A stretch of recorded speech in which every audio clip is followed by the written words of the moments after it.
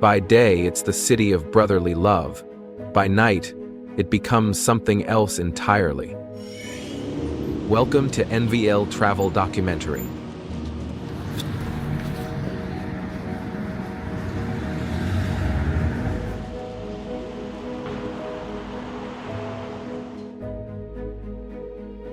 Think you know America? Beyond its wealth and power lies a darker truth, one that tourists don't see and few dare to confront. On the streets of Pennsylvania, homelessness, addiction, and crime collide in a silent crisis. In this travel documentary from NVL Travel Documentary, we don't just explore scenic places or share random facts about countries. We uncover the raw, hidden layers of a country documentary where forgotten lives, broken systems, and survival stories come to light. Who ends up here? Why can't they escape? Follow us as we walk the alleys that headlines ignore. Number 1. Pennsylvania's hidden crisis. In the heart of Pennsylvania, a silent crisis is unfolding, one that rarely makes headlines, yet disrupts and defines the lives of thousands. Homelessness in this state is not just a story of people sleeping on sidewalks or beneath highway overpasses. It's a complex web of broken systems and forgotten people, reaching beyond city blocks and into the quiet corners of rural towns.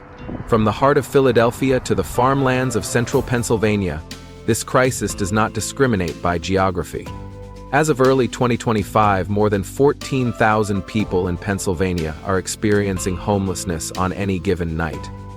That's a 12% increase from the previous year and one of the steepest rises in the Northeast. Families, especially, are being hit hard. There's been a nearly 40% jump in family homelessness between 2023 and 2024. These are not just numbers. They represent mothers, fathers, children, each one with a story that deserves to be heard. And this crisis isn't confined to cities. In rural areas, the situation is even more dire. Picture a small town with no shelter, no outreach center, no addiction clinic. When a person becomes homeless there, the safety net is so thin, it's practically invisible. With limited transportation and fewer resources, help feels miles or years away. Economic pressures only make things worse. The cost of living in Pennsylvania has surged, while wages have failed to keep pace. Today, a minimum wage worker in this state would need to work nearly 120 hours per week to afford a modest one-bedroom apartment. That's 3 full-time jobs just to have a roof over your head. It's no wonder so many are slipping through the cracks. And then comes another shadow: mental illness and addiction. It's estimated that between 20 to 25% of homeless individuals in the United States live with severe mental health conditions, many undiagnosed, untreated, or misunderstood. Opioid addiction, especially, has carved a brutal path through communities. In Pennsylvania, fentanyl overdoses have reached record highs, leaving both housed and unhoused populations reeling from its impact. These aren't isolated problems. They form a vicious cycle. Job loss leads to eviction, eviction leads to the street leads to trauma, trauma leads to addiction, and so it continues. But there are efforts being made. In Allegheny County, a recent program called 500 in 500 set a goal to house 500 people in 500 days. Since its launch in mid-2024, it has created nearly 200 new housing units and helped close to 300 people find permanent shelter. It's a start, but it's not enough. Not yet. Because behind every tent under a bridge, behind every cardboard sign asking for help, there's a person. A veteran, a teenager, a mother escaping abuse. Someone who once had a job, a home, a dream. Number 2, what's causing the collapse? After understanding how widespread homelessness has become across Pennsylvania, the next logical question is, why is this happening? The truth is, homelessness doesn't have one single cause. It's the result of a perfect storm. Economic pressures, broken systems, and invisible struggles all crashing down on the same people society often forgets. Let's break this down, one layer at a time. We begin with the most obvious, yet most difficult challenge. It starts with the simple lack of a place to live. Over the past 5 years, the cost of rent in Pennsylvania has gone up by more than 10%. That may not sound like much to some, but for low-income families, it's the difference between keeping a roof over their heads or sleeping in a car. Now think about this. To afford a modest one-bedroom apartment in Pennsylvania today, a person earning minimum wage would need to work nearly 120 hours a week. That's 3 full-time jobs. For most people, that's simply not possible. And here's where it gets worse. While rent rises fast, wages move slowly. This growing gap between what people earn and what they need to survive has left thousands without options. Affordable housing projects are scarce, especially in rural areas. In small towns, the situation is even more grim. There might be no shelters, no subsidized units, not even temporary housing. For someone living paycheck to paycheck, one missed rent payment could mean eviction, and once you're out, getting back in is a steep uphill climb. But the problem doesn't end there. If housing is the surface, then economic instability is the ground beneath it. The COVID-19 pandemic didn't just cause a health crisis, it tore apart the economic safety nets that millions relied on. Businesses closed, jobs disappeared. Emergency assistance programs offered relief, but only temporarily, and when those programs expired, many families were left hanging on by a thread. In Pennsylvania, that impact is still being felt today. A single unexpected expense, a medical bill, a car repair, or even a rise in gas prices can throw a fragile household into chaos. With no savings to fall back on, some are forced to choose between paying rent or buying food. This economic precarity doesn't always look dramatic at first. 1 month behind on rent, then another, a warning notice, then a knock at the door. That's how fast it happens. Many of the people you see on the streets today had homes just months ago, and what they lacked wasn't character, it was cushion. But behind many of these stories is something even harder to talk about. Mental health, addiction, invisible wounds. For countless people experiencing homelessness, the struggle didn't start with a lost job. It started with trauma. Veterans returning from war zones, young adults aging out of foster care, survivors of abuse, people dealing with depression, anxiety, post-traumatic stress disorder. Mental illness alone does not cause homelessness, but without the right care and support, it can make survival nearly impossible.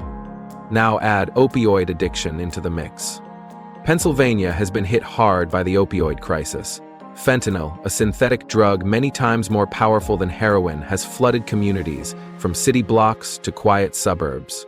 In 2024 alone, the state recorded more than 5,000 overdose deaths, with nearly half involving people who were unstably housed or living on the streets. Many of these individuals never intended to become addicts. Some were prescribed painkillers after surgery, others used drugs as a way to self-medicate emotional pain. Either way, they ended up in a downward spiral, pushed out of jobs, families, and eventually, and yet when they seek help, they find doors closed. This brings us to the last, but perhaps most frustrating piece of the puzzle, the lack of effective support systems. Pennsylvania has programs, emergency shelters, rental assistance, job training, but too often these programs are underfunded, overloaded, or buried under red tape. It's not that help doesn't exist, it's that getting help feels like navigating a maze when you're already exhausted, cold, and scared. Some people don't even know these services are available. Others are turned away because they don't meet eligibility rules. Still others give up after being sent from office to office without any real solution. In rural counties, the situation is even worse. There may be only one social worker for an entire region, or one mental health clinic located miles away, with no public transport to get there. And so people fall through the cracks. They fall, and no one notices, until we see them sleeping on park benches or asking for change outside convenience stores. Number 3, the human cost of being unhoused. Once we understand the causes, we're left with an even more pressing question. What does homelessness actually do to a person, to a community, to an entire society? Because the truth is, the cost of homelessness doesn't stop at the sidewalk. It ripples through bodies, through minds, through generations. And it doesn't just touch the people living on the streets. It touches us all. Let's begin at the most human level. What happens to an individual when they no longer have a place to call home? The body breaks down first. Living without shelter exposes people to the harshest of conditions. Freezing winters, sweltering summers, constant rain, poor hygiene, and exposure to polluted environments. For someone without a home, even something as simple as keeping a cut clean can become a medical crisis. Unhoused individuals are far more likely to suffer from chronic illnesses, things like asthma, diabetes, and high blood pressure, because they don't have the means to manage them. Respiratory infections, skin diseases, and untreated wounds are common, and because nutritious food is expensive and hard to access, malnutrition becomes an invisible epidemic among homeless populations. Imagine trying to stay healthy when you're eating from donation boxes, drinking from public fountains, and sleeping on cold concrete. The body simply can't sustain that for long. But while the body takes the first hit, the mind suffers silently. Life on the streets is a constant state of stress. Imagine never feeling safe.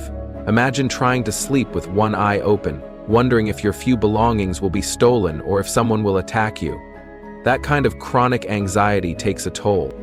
Rates of depression, post-traumatic stress disorder, and suicidal thoughts are staggeringly high among people without stable housing.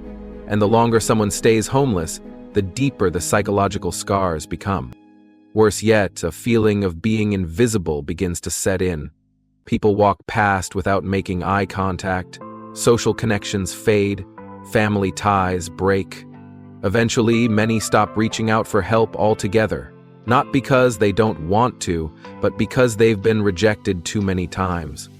And if that's what homelessness does to adults, imagine what it does to children.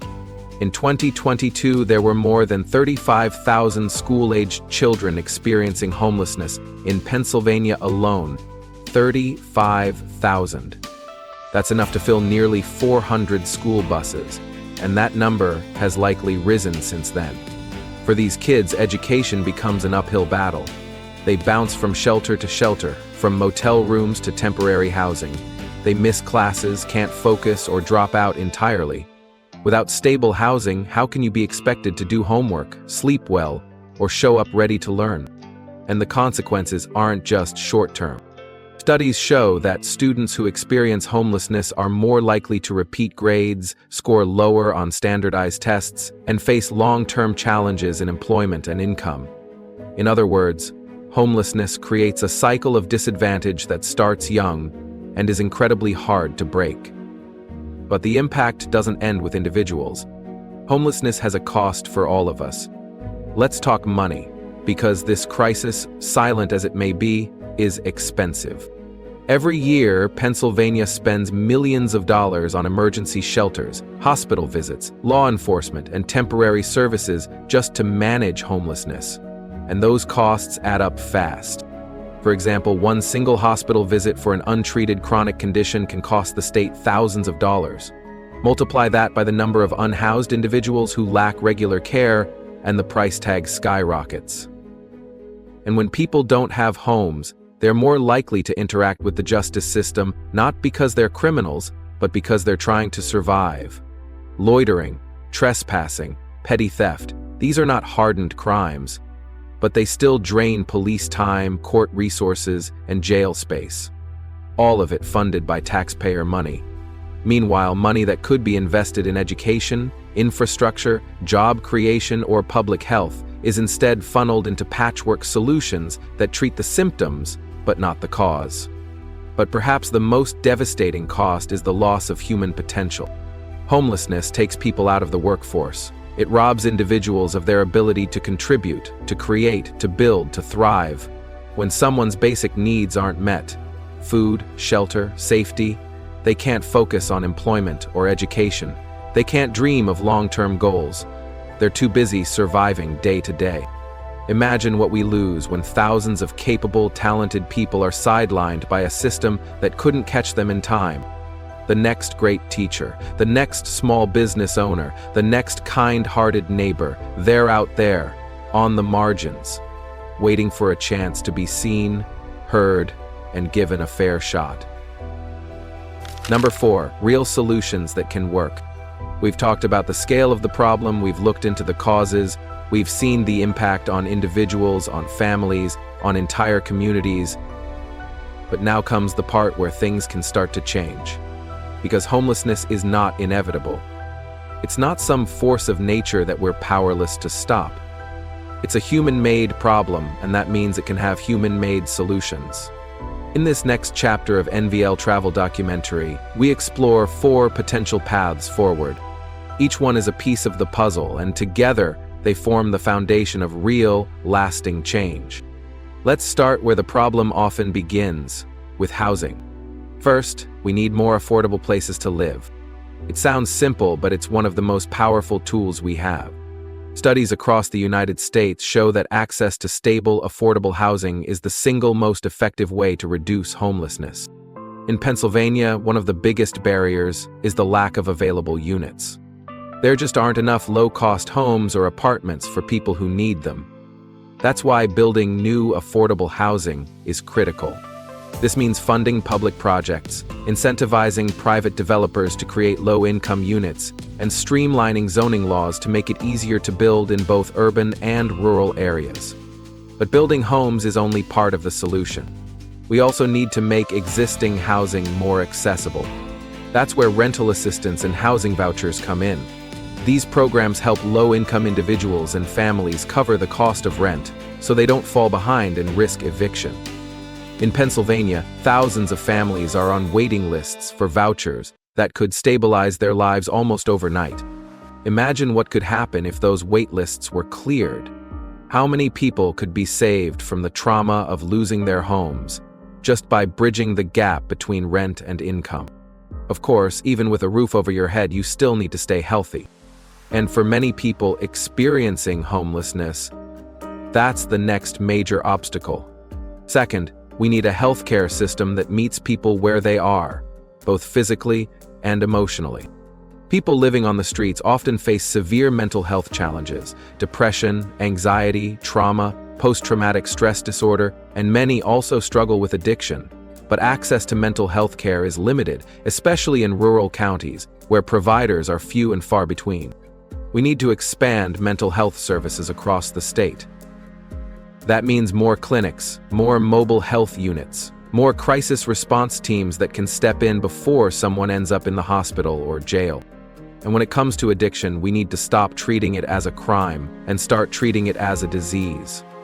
Medication-assisted treatment programs, needle exchange sites, and rehab centers that offer long-term support, not just a 30-day detox, can save lives.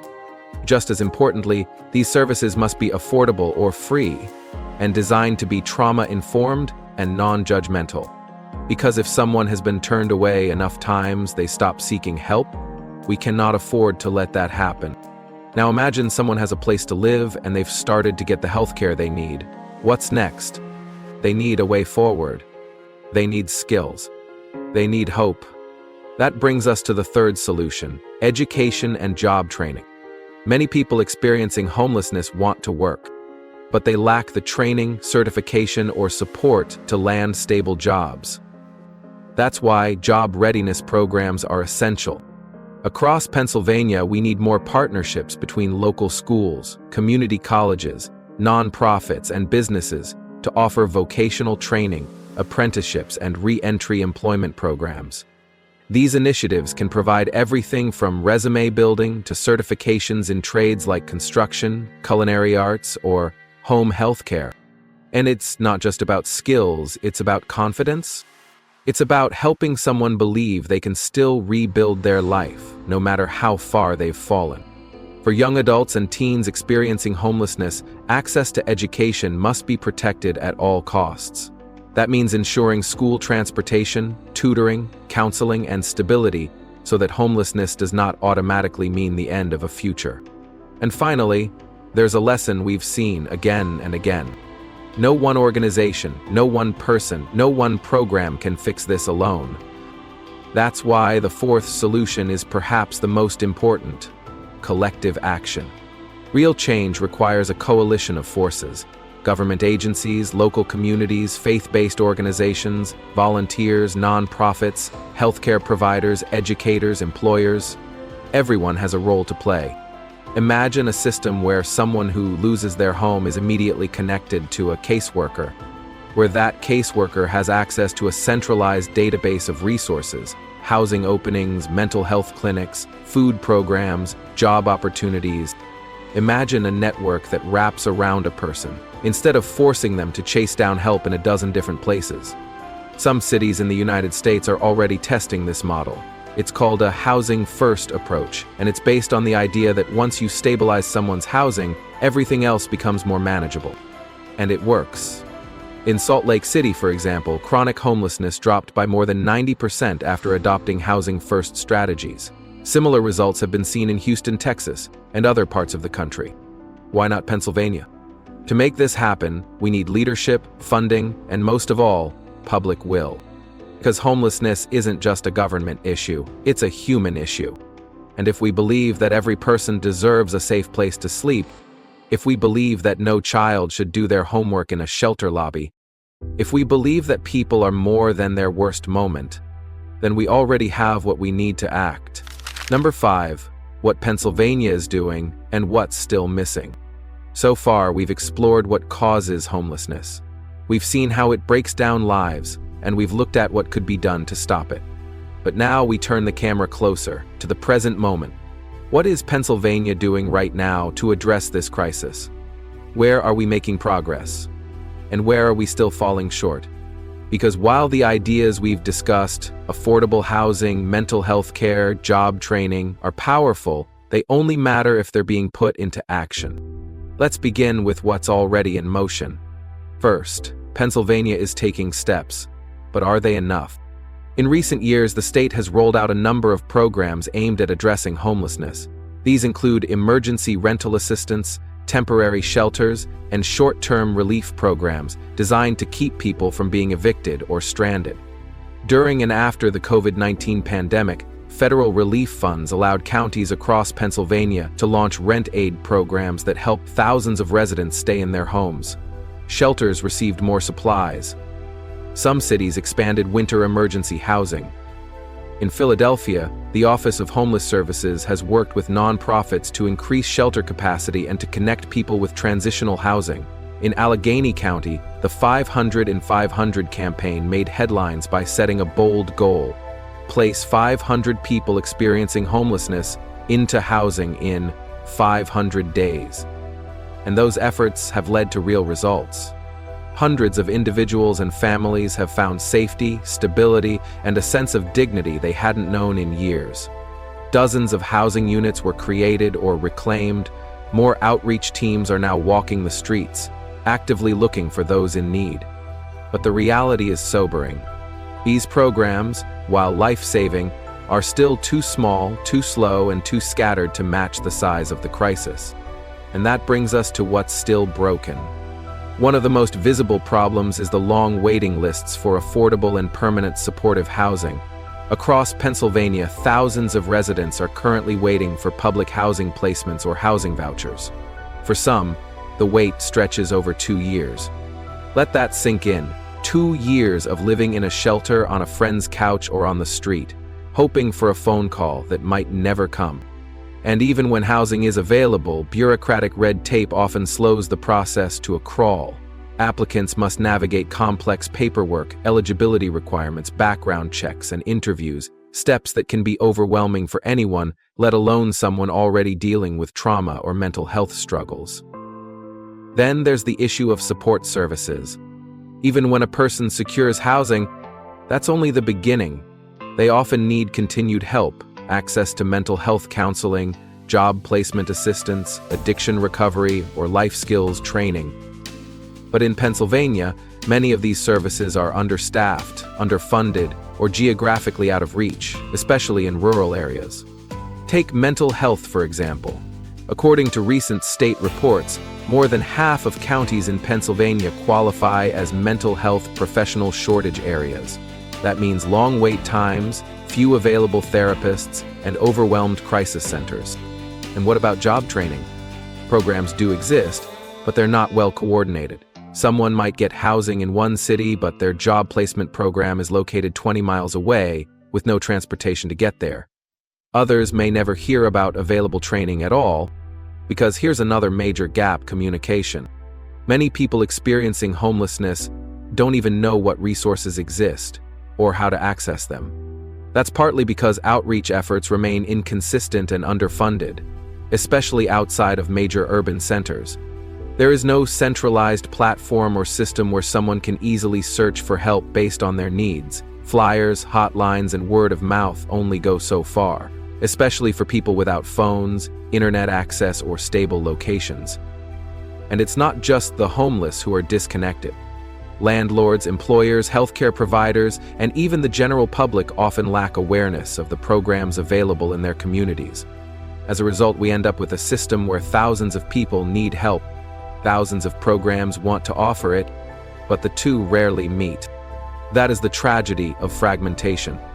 Number 6. Beyond policy, the power of empathy. When we talk about homelessness, it's easy to get lost in numbers: 15,000 people without a roof, 35,000 children without stable schooling, shelters over capacity. But behind every number is a person, a name, a face, a story. And often, that story includes not just hardship, but hope, courage, and a quiet resilience that rarely gets noticed. Some of these individuals were once teachers, nurses, veterans, business owners, people who contributed to their communities until life took an unexpected turn. And that's what we tend to forget. Homelessness doesn't happen to those people. It can happen to anyone. One missed paycheck, one diagnosis, one personal tragedy, and the safety net is gone. Yes, policy matters. We need more affordable housing, better mental health support, stronger job programs, and smarter, more humane systems. But the truth is, we can't rely on policy alone. Real change requires something much bigger: collective responsibility. A shared understanding that homelessness isn't someone else's problem. It's a reflection of how we care for one another as a society. Every single one of us can do something. It doesn't have to be grand. Maybe it's supporting a local shelter. Maybe it's advocating for stronger housing protections in your community. Maybe it's just changing the way you talk about homelessness, with less judgment and more compassion. Sometimes, the most powerful thing we can offer is simply to see someone, to acknowledge their humanity, to listen to their story. Because when people feel seen, they start to believe they matter. And when people believe they matter, they start to heal.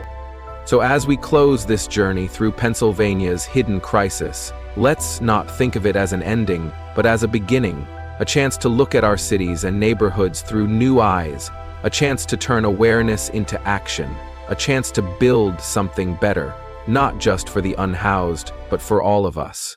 Because when we lift up the most vulnerable, we lift up the very foundation of our society. This is not just a documentary, it's an invitation to care, to understand, and to act. Because real change doesn't start with policy, it starts with empathy, and it starts with you. As we come to the end of this journey through the streets, shelters, and silent corners of Pennsylvania, we hope you've gained more than just information. We hope you've seen people, real people, living through circumstances that are often misunderstood or overlooked. Homelessness is not just the absence of a home. It's the absence of stability, of safety, of dignity. And while it's rooted in complex systems, rising housing costs, economic gaps, mental health struggles, and a lack of support, it's also something we can address, piece by piece, policy by policy, person by person. Throughout this documentary, we've explored not only the harsh realities, but also the potential for change. We've seen how effective solutions already exist: affordable housing, integrated healthcare, education and job training, and cross-community collaboration. And while there's still a long road ahead, there's also reason for hope. Because when communities come together, when compassion leads the way, real transformation is possible.